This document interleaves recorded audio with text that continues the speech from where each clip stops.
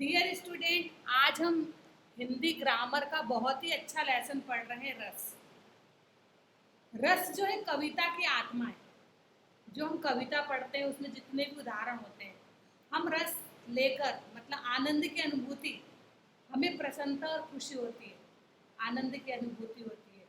तो सबसे पहले हम रस की परिभाषा पढ़ेंगे कि रस जो है कविता की आत्मा है और शब्दार्थ उसका क्या है, शरीर है, और अलंकार उसके आभूषण है, अलंकृत आभूषण है।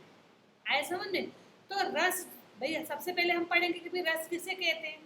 तो जैसे हम फिल्म देखते हैं, नाटक देखते हैं, है ना, किसी के दुख का अनुभव होता है, तो कविता को पढ़ते समय या नाटक को देखते समय हमारे मन में जो आनंद की अनुभूति होती है कि जैसे हम नाटक में देख रहे हैं कि कोई बहुत ही सीरियस सीन है तो हमको दुख होता है, कोई विदाई का सीन है, किसी लड़की की विदा हो रही है तो हमें भी रोना आ जाता है। वो क्या होता है, हमारे मन में अनुभूति, हमारे मन में भाव उत्पन्न हो रहे हैं। आए समझ में? तो रस का अर्थ है कि कविता को पढ़ते समय, नाटक को देखते समय या नाटक करते समय या फिल्म को देखते समय हमारे मन में जो आनंद की अनुभूति, जो हमारे मन में भाव उत्पन्न होते हैं, फीलिंग जो आती है हमें, उसे क्या कहा जाता है? रस। रस जो होते हैं, रस के अंग जो होते हैं, सबसे पहले हम पढ़ेंगे अंग।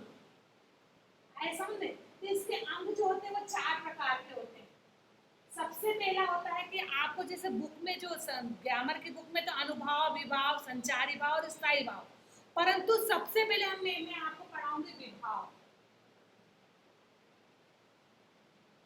विभाव का मतलब होता है कि किस कारण से हमारे मन में यह भाव आए।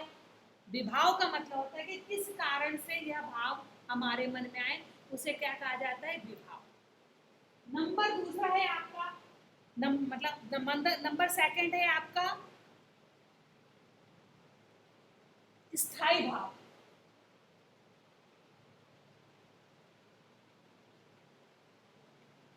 भाई स्थायी भाव का मतलब क्या होता है कि वह जो भाव है वो हमारे मन में जन्म से ही होते हैं।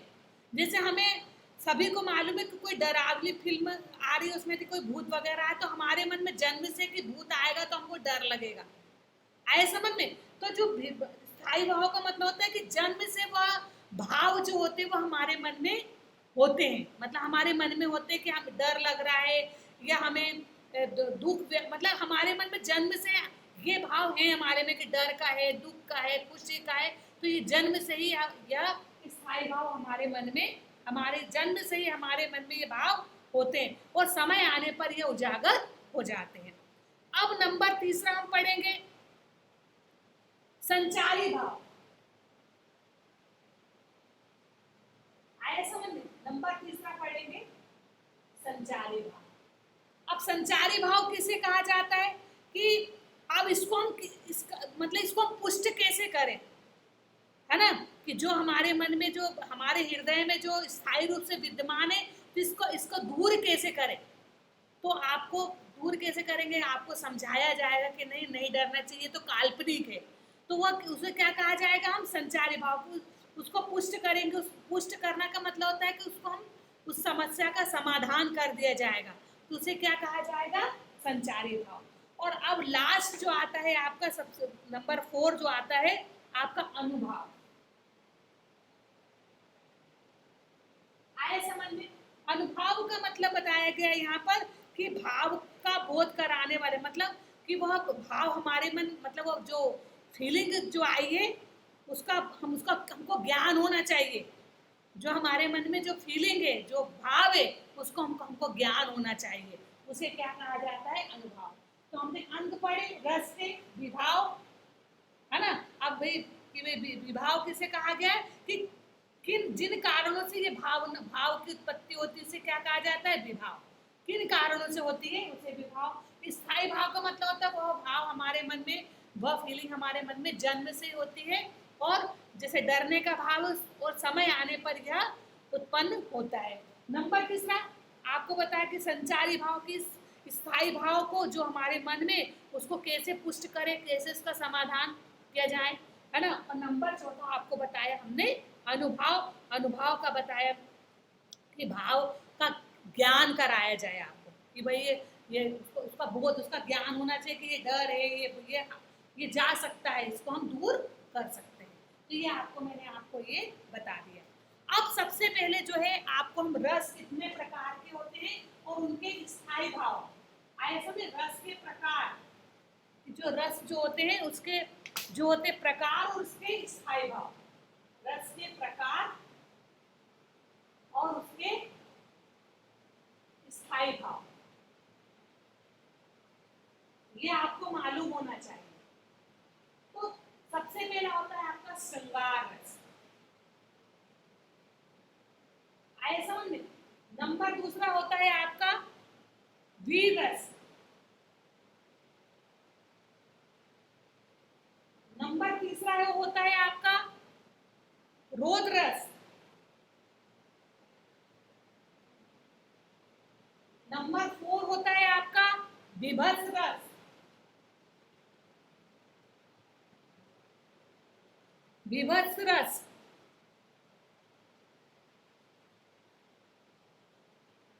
नंबर 5 होता है आपका अद्भुत रस,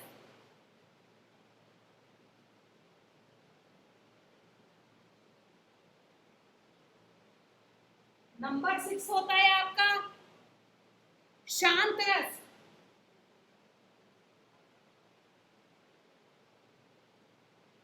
नंबर 7 होता है आपका हास्य रस,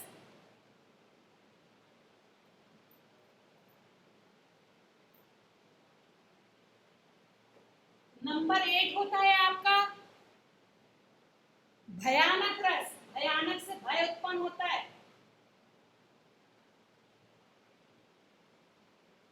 नंबर 9 आपका करुण रस,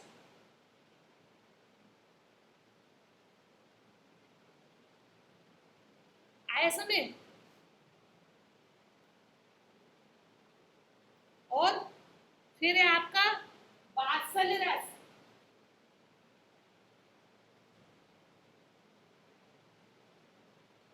और नंबर 10 11 अब जो है आपके 9 रस थे परंतु 2 रसों को बाद में बढ़ाया गया है, आए समझ। क्योंकि रस काव्य की आत्मा है, प्राण तत्व है। जिस प्रकार से कोई भी कविता जो होती है रस के बिना रसहीन हो जाती है, उसी प्रकार से रस के बिना कविता भी जो है का अस्तित्व नहीं है।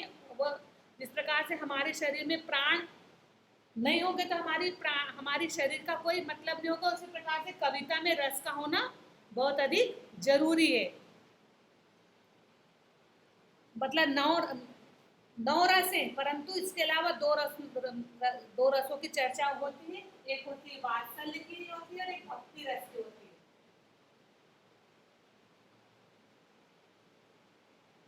आया समझ में। अब आप बोलेंगे मैडम इसका स्थायी भाव, तो स्थायी भाव में श्रृंगार का जो स्थायी भाव होता है वो तो होता है रति, वीर का उत्साह, रौद्र का क्रोध, विवश का घृणा और अद्भुत का विस्मय और शान का निर्वेद, हास का हास, भयानक का भय और करुण का शोक और वात्सल का ममता और भक्ति रस का वही भगवान के भक्ति का भक्ति जाएगा, भगवत गीता का जो रहता है। आए सब में तो ये हमने पढ़ लिया है कि भाई रस काव्य की आत्मा होती है। जिस प्रकार हमारे शरीर में आत्मा नहीं होगी, प्राण नहीं होंगे, आत्मा तो है, प्राण नहीं होगी तो हमारे शरीर का कोई मतलब नहीं। उस प्रकार से कविता में भी रस का होना बहुत होना है। काव्यम रसात्मक वाक्यम काव्यम, एक आपको एक संस्कृत में बोलो रसात्मक वाक्यम काव्यम, मतलब रस युक्त वाक्य को ही काव्य कहते हैं। बिना रस के जो है कविता रसहीन हो जाती है, काव्य जो है रसहीन हो जाते हैं। अर्थात इस रस का हमारी कविता में बहुत अधिक महत्व है। सबको समझ में आ गया इतना? अब कि आज हमने रस का पढ़ लिया कि काव्य को पढ़ते समय, फिल्म को देखते समय, नाटक को देखते समय जो हमारे मन में आनंद की भाव उत्पन्न होते उसे रस कहते। रस के चार मैंने अंग बता दिए आपको, चारों विभाव बताया, स्थायी भाव बताया, संचारी भाव बताया और अनुभाव बताया। रस के प्रकार और स्थायी भाव बता दिए, श्रृंगार रस, वीर रस, क्रोध रस, विवश रस, अद्भुत रस, शांत रस, हास्य रस, भयानक रस, करुण रस, वात्सल्य रस और भक्ति रस। अब सबसे पहले हम पढ़ेंगे श्रृंगार रस। आए समझ? सबसे पहले पढ़ेंगे हम श्रृंगार। श्रृंगार का मतलब होता है कि, मतलब सबसे पहले आप पढ़ेंगे कि मैडम श्रृंगार का सबसे पहले आप अर्थ बताइए। तो श्रृंगार का जो अर्थ होता है कि जहां पर स्त्री व पुरुष के पारस्परिक प्रेम का वर्णन और मन में उत्पन्न होने वाला आनंद, इसमें स्त्री और पुरुष का ही होगा। स्त्री और पुरुष के पारस्परिक वार्तालाप और प्रेम का जब वर्णन होता है वहां पर श्रृंगार, मतलब स्त्री व पुरुष के प्रेम का वर्णन। आया समझ में? अब जो ये श्रृंगार रस होते हैं वो दो प्रकार के होते हैं। सबसे पहला होता है संयोग श्रृंगार और दूसरा होता है वियोग श्रृंगार। अब मैंने बेटा आपको अलंकार जो है गीत के माध्यम से पढ़ाया था, अब ये भी आपको कविता और गीत दोनों के माध्यम से पढ़ाऊंगी आपको।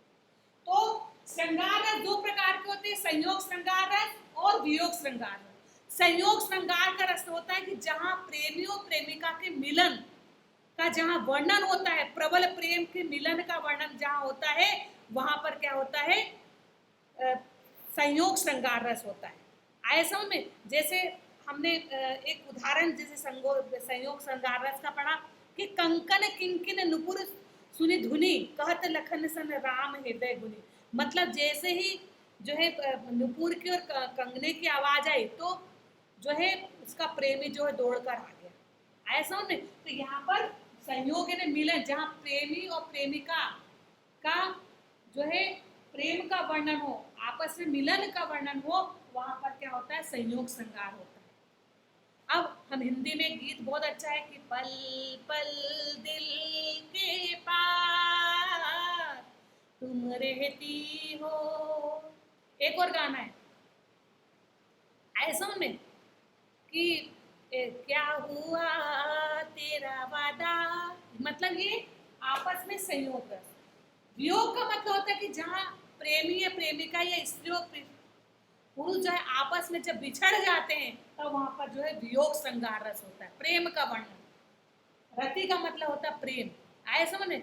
अब कि हम हर एक उदाहरण है कि हेरी में तो प्रेम दीवानी मेरो दर्द जाने न कोई। श्री कृष्ण भगवान मीराबाई कहती है कि अपनी सहेली से कहती है कि मेरे प्रेम, मेरा दर्द, मतलब मैं तो भगवान हरि के प्रेम की दीवानी हूँ परंतु मेरा दर्द कोई नहीं जान सकता। कि हेरी मैं तो प्रेम दीवानी मेरो दर्द जाने ना कोई। यहाँ पर वियोग श्रृंगार का है। और अब यदि हम गीत के माध्यम से पढ़ेंगे तो ये वाला गीत है, आ लौट के आजा मेरे मीत, आ लौट के आजा मेरे मीत, तुझे मेरे गीत बुलाते हैं। आ लौट के आजा मेरे मीत, तुझे मेरे गीत बुलाते हैं। मेरा सुना पड़ा रे संगीत, मेरा सुना पड़ा रे संगीत, तुझे मेरे गीत बुलाते हैं। ये मतलब प्रेमी जो है प्रेमिका को, मतलब दोनों साथ में नहीं है, वहां पर वियोग श्रृंगार। तो श्रृंगार रस के बारे में आप जान चुके होंगे। संयोग मतलब प्रेमी और प्रेमिका के मिलन का वर्णन, और वियोग का मतलब होता है बिछड़ने का वर्णन। वहां पर आपको दोनों मैंने कविता के भी उदाहरण बता दिए हैं आपको और गीत का बता दिया। अब नंबर दो दूसरा है आपका वीर रस। आप नाम से ही जान रहे होंगे वीर रस का मतलब कि जहां पर वीरता का वर्णन हो, किसी भी कविता में वीरता। नंबर दूसरा आपका क्या है, वीर रस। वीर का जो स्थायी भाव है वो है उत्साह, है ना, कि जहां पर शत्रु को मिटाने, दीनों का उद्धार करने और धर्म का उद्धार करने में जो उत्साह उत्पन्न होता है, ऐसा में कि शत्रु को मिटाने, दीनों ने गरीबों का उद्धार करने और धर्म का उद्धार करने में जो हमारे मन में उत्साह उत्पन्न होता है, उसे वीर रस कहते हैं, है ना। जैसे हमने कविता पढ़ी थी रानी लक्ष्मीबाई की, बुंदेले हर बोलो के मुंह, हमने सुनी कहानी थी, खूब लड़ी मर्दानी, वो तो झांसी वाली रानी। और हम गीत पढ़ेंगे, चक दे हो चक दे इंडिया, चक दे हो चक दे इंडिया, तो वो कौन सा उदाहरण है, वीर रस का। कि वीर रस की परिभाषा होगी कि जहां पर धर्म का उद्धार करने, दीनों का उद्धार, दीन ने गरीबों का उद्धार करने में, शत्रु को मिटाने में जहां पर हमें उत्साह का वर्णन होता है, वहां पर वीर रस होता है। जैसे मैंने आपको कविता बताई कि बुंदेलो हर बोलो के मुंह, हमने सुनो कहानी थी, और खूब लड़ी मर्दानी, वो तो झांसी वाली रानी थी। गीत बताया था आपको, चक दे हो चक दे इंडिया, चक दे हो चक दे इंडिया। समझ में आ गया। अब हम थर्ड पढ़ेंगे, आपका नंबर तीसरा रोध रस। नंबर थर्ड क्या है आपका, रोध रस, जिसका स्थायी भाव है क्रोध, है ना, जिसका स्थायी भाव है आपका क्रोध। तो रौद्र का मतलब होता है कि किसी भी अनुचित, यदि कोई बुरे कार्य होता है, अनुचित का मतलब है जो उचित कार्य नहीं होता है, शत्रु और विरोधी की अनुचित चेष्टाओं के कारण हमारे मन में जो भाव उत्पन्न होता है, कोई अनुचित कार्य करता है ना, कोई गलत काम करता है, कोई बुरा काम करता है ना, कभी कभी शत्रु विरोधी की अनुचित चेष्टाएं होती हैं, तो उसमें मन में जो हमारे मन में भाव उत्पन्न होता है, उसे रौद्र रस कहा जाता है, जिसका स्थायी भाव जो है क्रोध। जैसे उस काल के मालिक क्रोध के तनु कांपने लगे, ऐसा में कि उस काल, जब वो काल आया तो क्रोध के मारे हमारा पूरा तन, हमारा पूरा शरीर जो है कांपने लगा। आए समझ। तो यहाँ पर कौन सा हो जाएगा आपको, क्रोध रस, है ना। जैसे बहुत अच्छा क्रोध से बड़ा गीत ना, आरंभ है प्रचंड चंड दुश्मनों के संग, ये आपने गीत सुना है, तो कौन सा गीत है आपका, क्रोध रस।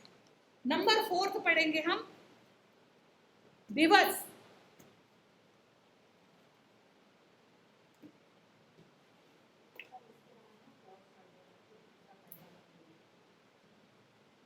नंबर फोर्थ है आपका विवश रस, जिसका स्थायी भाव है घृणा। आए समझ।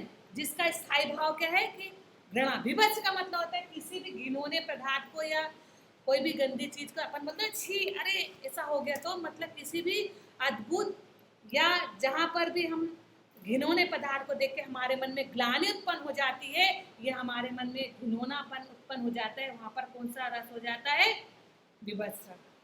इसका उदाहरण है कि युद्ध के पश्चात चारों ओर सब बिखरे हों, गिद्ध और कौवे सबको नोच रहे हैं। ये काव्य की लाइन है कि अद्भुत रस में कि विवश रस में कि युद्ध के पश्चात जब चारों ओर सब, मतलब बहुत से सब पड़े, मरे हुए लोग पड़े, और कौवे और गिद्ध जो हैं उस सब को नोच नोच कर जब खा रहे हैं, तो हमारे मन में ग्लानि, गिद्ध मतलब बहुत अधिक ग्लानि, घिनौनापन उत्पन्न होता है। वहां पर कौन सा रस होता है, हमारे मन में भाव आते हैं, है ना, कि सड़क पर कोई भी जानवर पड़ा है और उस पर जो है कौवे वगैरह आ रहे हैं, कुछ भी आ रहे हैं, तो हमारे मन में ग्लानि उत्पन्न होती है। घिनौने पदार्थ को देख के जो ग्लानि उत्पन्न होती है, वहां पर कौन सा रस होता है, विवश।